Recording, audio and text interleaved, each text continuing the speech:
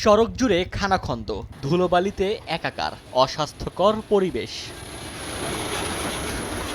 চলাচলে অযোগ্য প্রায় রাস্তাটি শরীয়তপুরের পৌর এলাকার পাকামাথা থেকে আটং এবং উত্তরবাজার থেকে কানার বাজার। প্রায় 10 কিলোমিটার সড়কের বিভিন্ন স্থান ভাঙাচোরা, হেলেদুলে চলে যানবাহন। দুর্ভোগ পোহাতে হয় স্কুল কলেজগামী শিক্ষার্থীদের। মৃত্যু ঝুঁকিতে পড়েন হাসপাতালমুখী গুরুতর রোগীরা।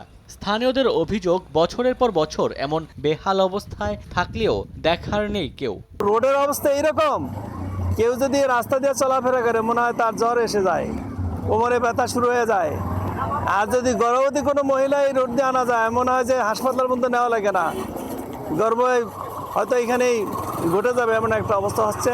গাড়ি ঘুরে নিয়ে আইসা ভাঙ্গিয়া চুরি অ্যাক্সিডেন্ট হয়ে পড়ে থাকে, অনেক মানুষ ব্যথা পায়। সামনে একটা গাড়ি নষ্ট হয়ে রয়েছে, যে আমার গাড়িও নষ্ট হয়েছে, ফিরিয়া পড়ি যে এখন আবার তাতুর লাগাই আইলাম। গত আগে পড়ি সকের জাম্পার ভাঙিয়ে গেছে। সামনে রাস্তার অবস্থা পুরো ভয়াবহ। নৌকা যেমন নদীর মধ্যে ঢেউ খায়, গাড়ি ঠিক ওরকমই। প্রতিনিয়তই দেখি যে কোনো না কোনো ছোটখাটো দুর্ঘটনা ঘটে এবং বড় ধরনের দুর্ঘটনাও ঘটে। রাস্তার পারে বাড়ি দেখেন, উইরা কিভাবে যেতে সামনে দেখেন, আমাদের গাছগাছলির অবস্থা কি দেখেন।